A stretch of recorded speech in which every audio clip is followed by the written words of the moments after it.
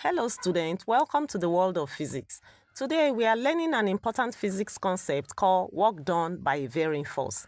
In physics, work is done when a force moves an object through a distance. If the force is constant, we use the formula work done is equal to force times distance. But what happens when the force is not constant? What if the force changes as the object moves?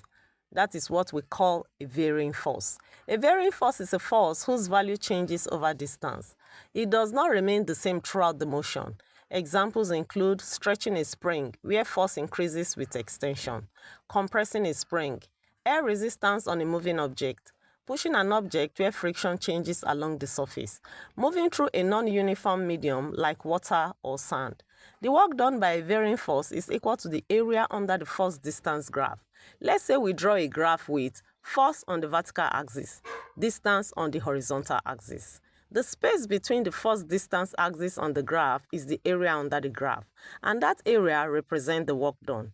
If the force and distance axis on the graph are straight lines, as shown on the diagram, they will form shapes like rectangles, triangles, trapezium, parts of a circle. To find the work done, all we need to do is to calculate the area of the obtained shape. Using the formula of that shape, that area represents the work done by the force. If the graph is a curve, we divide the area into small parts and add them together, or use integration in advanced physics. So remember this powerful rule. Work done by varying force is equal to area under the force distance graph. This method is very important in physics because in real life, most forces are not constant. They change with motion. Example, the load extension graph of an elastic material is illustrated below. Use the graph to determine the work done in stretching the material.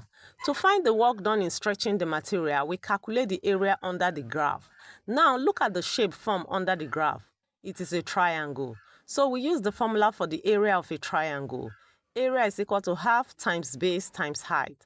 From the graph, the height, which is the load, is equal to 4 Newton. The base, which is the extension, is equal to 1.0 centimeter. But we must convert centimeter to meters. 1.0 centimeter is equal to 0.01 meter. Now substitute. Work done is equal to half times 4 times 0.01.